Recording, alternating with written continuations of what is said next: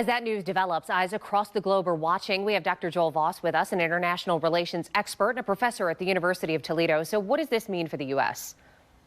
Well, thanks for having me. For the United States, this certainly complicates our relationship with Palestine, specifically Hamas, and also Israel.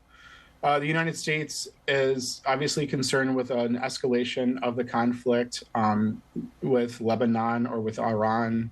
We're a bit concerned with Saudi Arabia as well. In other words, it looks like a match has gone to a tinderbox. So Iran, of course, has denied any claims that it's involved in this attack on Hamas at this point. What if that changes and Iran is involved? What are the bigger implications here?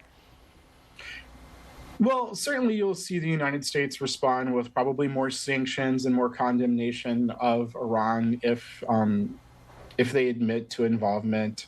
It looks like right now there's probably some involvement, but we haven't corroborated that yet. But I don't think that you're going to see anything drastic in response to or in regards to the United States and Iran. I think you'll see sanctions and condemnations.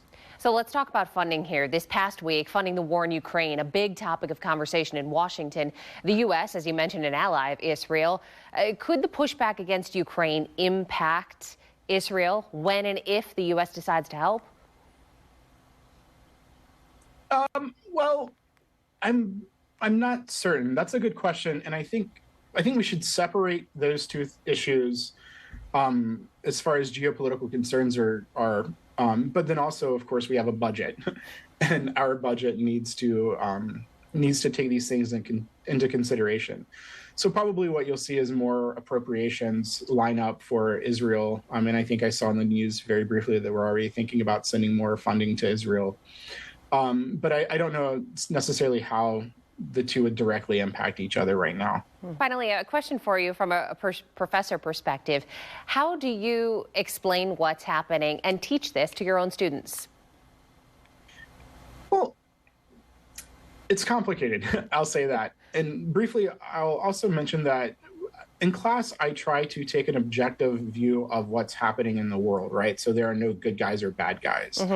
I'm not there to proselytize. So what I'll do in class, because we actually will have to talk about this, of course, is I'll try to give context on what's happening, and then I will look at how the actions that Hamas did and then the response by Israel. And I think what's sort of important to note there is that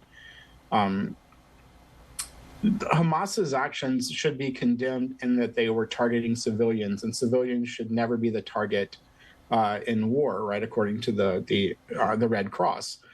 And Israel certainly has a right to defend itself, but it shouldn't also indiscriminately kill civilians. And I think what we're seeing in large part play out here is the indiscriminate killing of civilians on both sides. So that's something to think about as we're talking about the current context.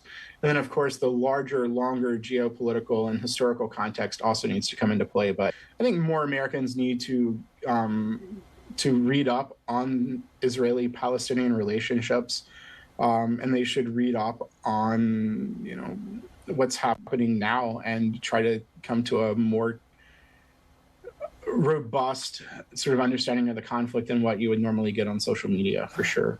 Dr. Voss, thanks so much for being with us today. We appreciate it. Yeah, my pleasure.